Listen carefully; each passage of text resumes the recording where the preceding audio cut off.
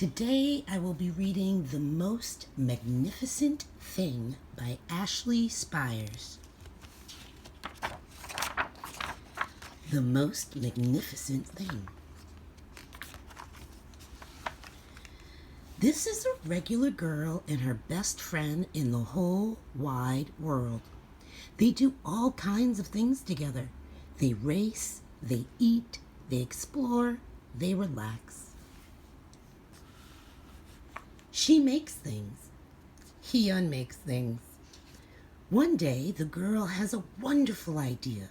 She's going to make the most magnificent thing.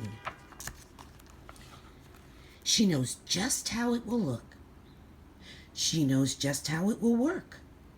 All she has to do is make it, and she makes things all the time. Easy peasy. First, she hires an assistant. Next, they gather their supplies. They set up somewhere out of the way and get to work. The girl tinkers and hammers and measures while her assistant pounces and growls and chews. When she's finished, she steps back to admire her work. She walks around one side. Her assistant examines the other side. It doesn't look right. Her assistant picks it up and gives it a shake. It doesn't feel right either. They are shocked to discover that the thing isn't magnificent or good. It isn't even kind of sort of okay. It is all wrong. The girl tosses it aside and gives it another go. She smooths and wrenches and fiddles. Her assistant circles and tugs and wags. When she's finished, she stands up and takes a long look at it. Her assistant gives it a nudge with his paw. The thing is still wrong. She decides to try again. The girl saws and glues and adjusts. She stands and examines and stares. She twists and tweaks and fastens. She fixes and straightens and studies. She tries all different ways to make it better. She makes it square.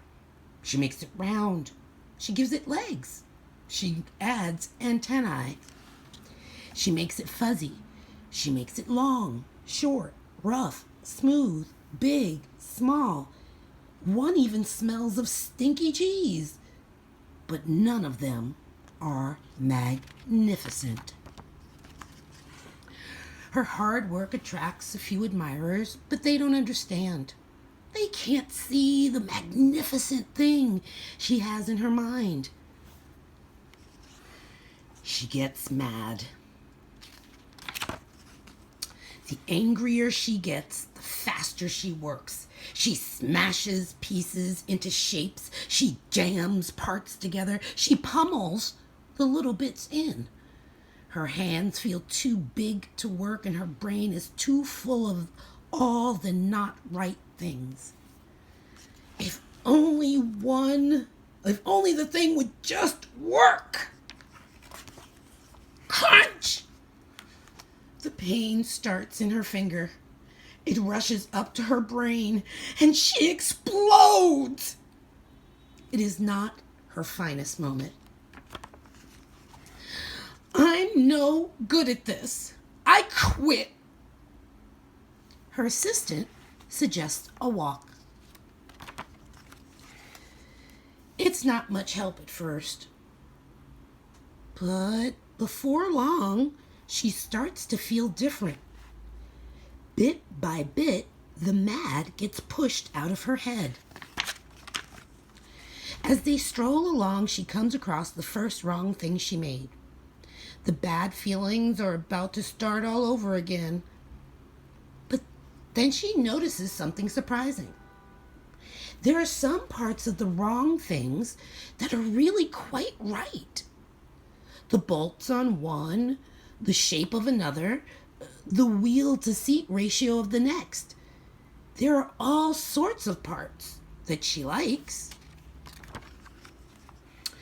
By the time she reaches the end of the trail, she finally knows how to make the thing magnificent.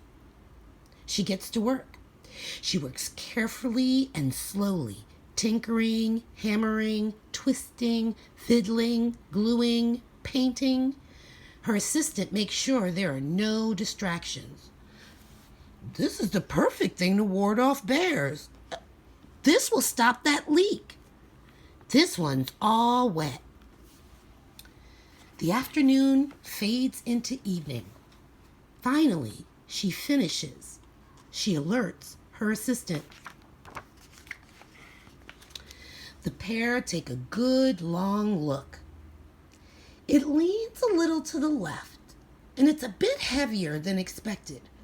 The color could use a bit of work too, but it's just what she wanted. They climb aboard and take it for a spin. They are not disappointed. It really is the most magnificent thing. The end.